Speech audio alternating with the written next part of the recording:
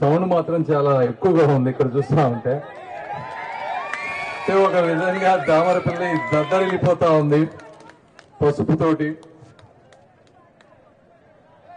ఈ ప్రాంతంలో ఏంటంటే మరీ అన్యాయం ఏంటంటే కనీసం ప్రజలకి సాగునీరు త్రాగునీరు ఇవ్వలేనటువంటిది దుస్థితిలో మనం ఈరోజు ఉన్నాం.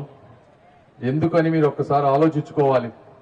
ఎందుకంటే ఈ రాష్ట్రంలో ఉన్నటువంటి ముఖ్యమంత్రి గారికి కానీ, నీటిపారుదల కాదు నోటిపారుదల శాఖ మంత్రికి కానీ, లేకపోతే అధికారులకు కానీ ఒక ప్రణాళిక, ఒక పద్ధతి ఏమీ లేదు.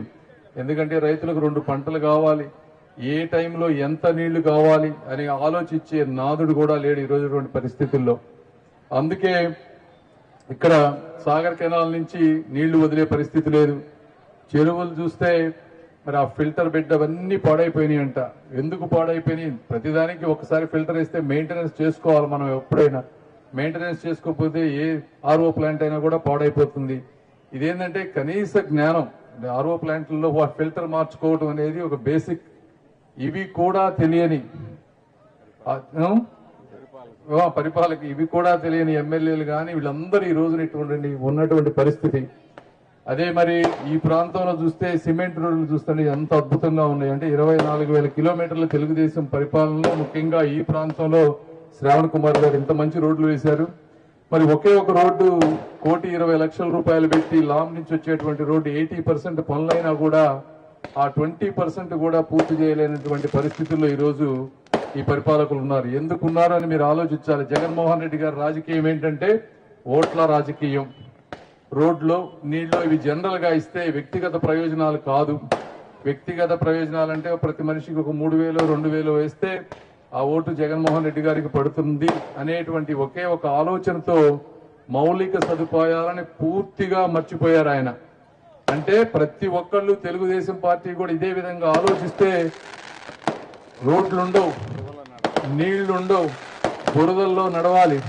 ఇది పరిస్థితి. తెలుగుదేశం పార్టీ వచ్చినప్పుడల్లా మౌలిక సదుపాయాలు మనం క్రియేట్ చేయటం, వేరే పార్టీ వచ్చినప్పుడల్లా ఆ మౌలిక సదుపాయాలను వాళ్ళు ఎంజాయ్ చేయటం, కేవలం సంక్షేమ పథకాల రూపంలో అట్లా పెట్టడం, రాష్ట్రాన్ని సర్వనాశనం చేయటం, మళ్ళీ చంద్రబాబు నాయుడు గారి కోసం మరి ఎదురు చూపులు చూడటం. ఇది ఒక పద్ధతిగా ఇలా అయిపోతా ఉంది ప్రతిసారి. కాబట్టి ఈసారే కాదు వచ్చే 10-15 సంవత్సరాల్లో ఈ చుట్టుపక్కల ప్రాంతంలో వైసీపీ ప్రభుత్వం లేకుండా మీరందరూ చేయాలని మనస్ఫూర్తిగా కోరుకుంటూ, అదేవిధంగా నేను ఈ రోజు ఇక్కడికి ఎందుకు వచ్చాను అంటే మీ అందరికీ తెలియదు కాదు.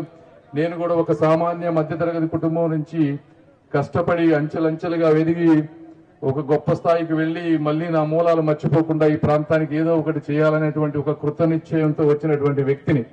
కాబట్టి మీరందరూ ఆశీర్వదించాలని మనస్ఫూర్తిగా కోరుకుంటూ మీ అభిమానాన్ని అభివృద్ధి రూపంలో తిరిగిస్తానని తెలియజేసుకుంటూ మళ్లీ వస్తానని సెలవు తీసుకుంటున్నాను. Thank you.